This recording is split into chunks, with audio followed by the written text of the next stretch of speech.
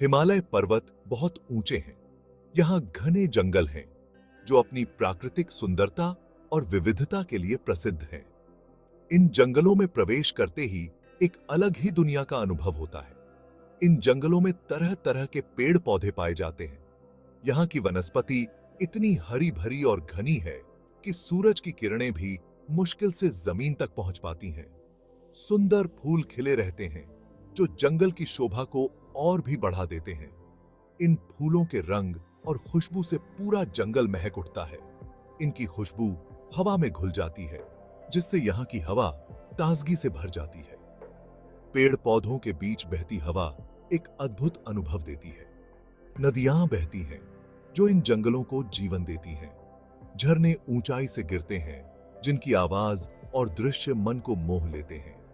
प्राकृतिक जलप्रपात यहाँ की सुंदरता को और भी बढ़ा देते हैं।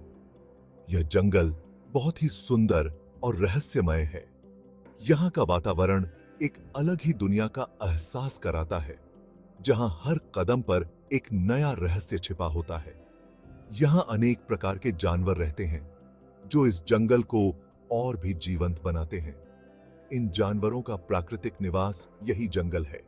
हिरण, भालू, बाघ और अन्य वन्य जीव यहाँ की वनस्पति और जल स्रोतों पर निर्भर रहते हैं। इनकी गतिविधियां जंगल की जीवनधारा को बनाए रखती हैं। और हाथी भी यहाँ पाए जाते हैं। हाथियों के झुंड जंगल में घूमते हुए देखे जा सकते हैं, जो इस जंगल की शान है। लेकिन इस जंगल का राजा एक महाकपि था। उसकी उपस्थिति से जंगल में एक अलग ही रौनक थी। महाकपि का जीवन और उसकी कहानियां इस जंगल की धरोहर हैं। महाकपि बहुत बड़ा और ताकतवर था। उसके लंबे लंबे बाल थे। उसकी आवाज बहुत भारी थी।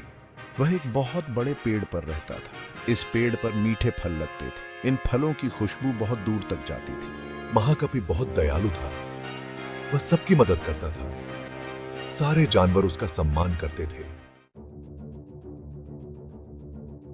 एक दिन एक राजा अपने सिपाहियों के साथ जंगल में आया। वे शिकार खेलने आए थे। यह खुशबू कहां से आ रही है? महाराज, ये खुशबू उस ऊंचे पेड़ से आ रही है। राजा ने उस पेड़ को ध्यान से देखा। उसकी नजरें पेड़ के ऊंचे ऊंचे फलों पर टिकी थीं। उसके मुंह में पानी आ गया। वह उन रसीले फलों को खाने के लिए बेताब हो गया। उसने तुरंत अपने सिपाहियों को आदेश दिया, जाओ, उस पेड़ से फल तोड़कर लाओ, मुझे वे फल चाहिए। सिपाही पेड़ पर चढ़ने लगे। वे पूरी कोशिश कर रहे थे, लेकिन पेड़ बहुत ऊंचा था। उसकी शाखाएं भी बहुत दूर थीं। वे चढ़ नहीं पा रहे थे। उनकी सारी कोशिशें नाकाम हो रही थीं। तभी महाकपि पेड़ से नीचे उतरा। वह बहुत बड़ा और ताकतवर था। उसने गुस्से में कहा, ये मेरा पेड़ है, तुम यहां से चले जाओ। उसकी आवाज में गुस्सा और अधिकार दोनों थे। सिपाही डर गए।